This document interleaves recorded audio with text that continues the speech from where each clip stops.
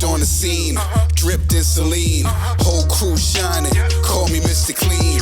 Came in from the back, walked right to the front. Dancing to the music, smoking on the. Got the women smiling, punk grilling me, looking all dusty. Black Force energy, I don't even drink, but the team pop bottles. Not here for the beef, but the Glock holds hollows. Think I'm cocky, but I think I'm worse. In this flexing like a Mr. Universe. The next topic we're going to discuss on Boxing Bros is Jermall Charlo threatens Caleb Plant, Gillie, and Wallo on a social media live. We're going to take a look at his live. Plus, we're going to watch Gillie's reaction to his live, and we're going to listen to what Caleb Plant had to say. And then we're going to dive into it. Pause. All right. So the first thing we're going to do is we're going to review the live. Let's take a look at the live. When I get a chance to fight Caleb Plant, I'm gonna knock the fuck out of Caleb Plant. All right, excuse my French. And Gillie the Kid, I will whoop the fuck out of Gillie the Kid. Okay, John Doe was here. You heard? Yeah. Remember that. Remember what I said, nigga. I whoop Gillie. I whoop Gillie the Kid, and I whoop Wallo in the same night, the same time. Like I'll slap both of them niggas together, and I ain't got no problem with it. Charlemagne the God, he gay.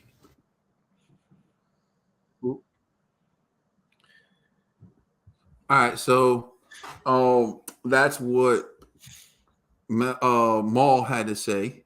So we're going to take a look at Gillie's reaction to what Maul had to say.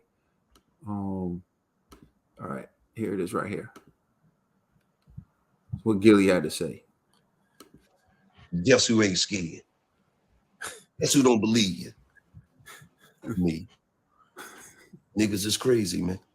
Why would I believe you when a nigga slapped you twice? Your brother just fought Canelo, and the nigga that slapped you was there. That nigga didn't get a splinter.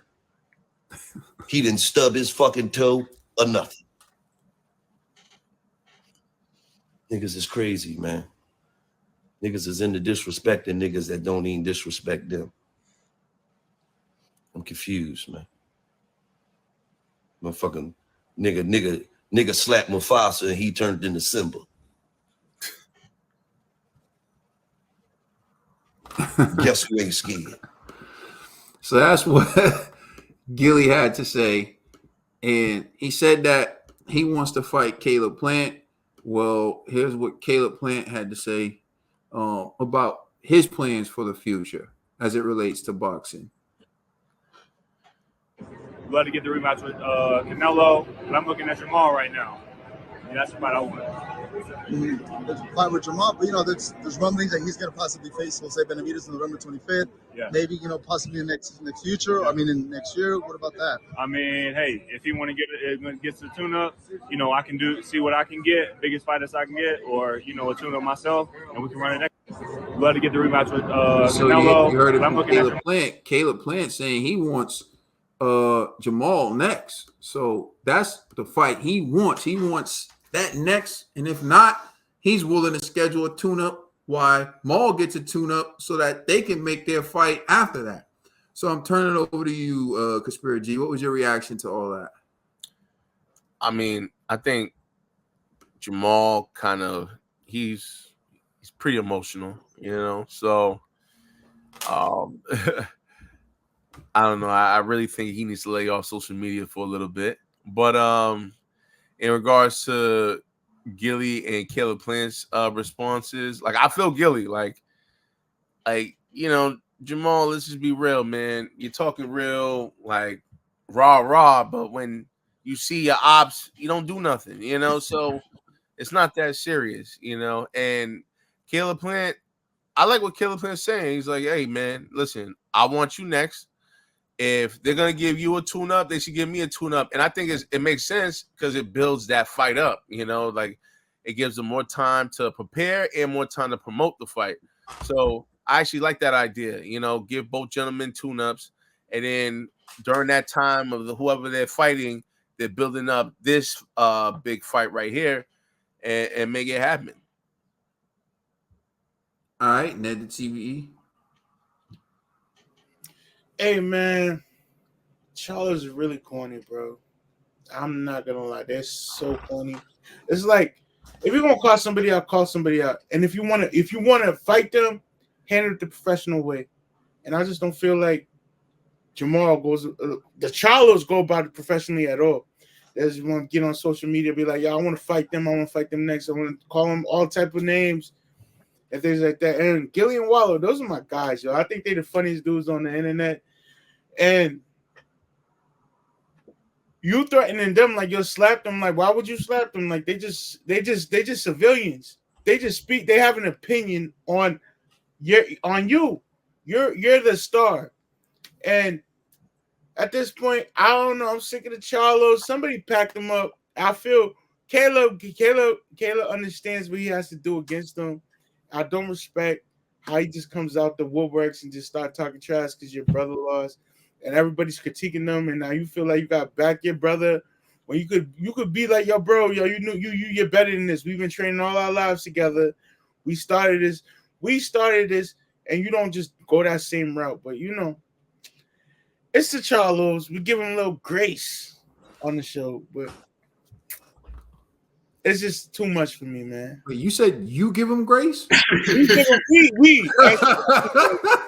them a little grace. Like I could pop an X-Lax right now and go all in on the Charlos, but we give them a little grace. G, right. Fix your face. Yo, G got one more time to put his head down, I promise you. Man. Yo, G, relax, G. Yo, now you're funny, man. Relax, G. Chill out, G. Yo, Dollar Bill. So are you. Dollar Bill, you there? All right. I'm gonna quote the great Tony Harrison. Cornball.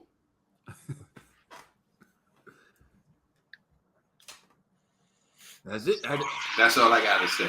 I think Troops is cornballs. That's all they are. Cornballs. I've stated this before in the past. I don't have the evidence to support this, but I think Jermall may be suffering from CTE as well. I've stated in the past that I felt like certain athletes are possibly dealing with that. I stated Adrian Broner. I've stated Antonio Brown from the NFL. And I think Jermall is starting to display signs of that. It's almost like he doesn't realize that the world saw Caleb slap you and you do nothing. And now that you're in a restaurant eating, now you're tough and you're barking at Caleb, and now you're barking at Gillie, and you're barking at Wallo, and you're basically barking up the wrong tree, because we've seen Caleb slap people multiple times. We got the footage of Caleb in the gym with the Benavidez family. We got Caleb slapping you.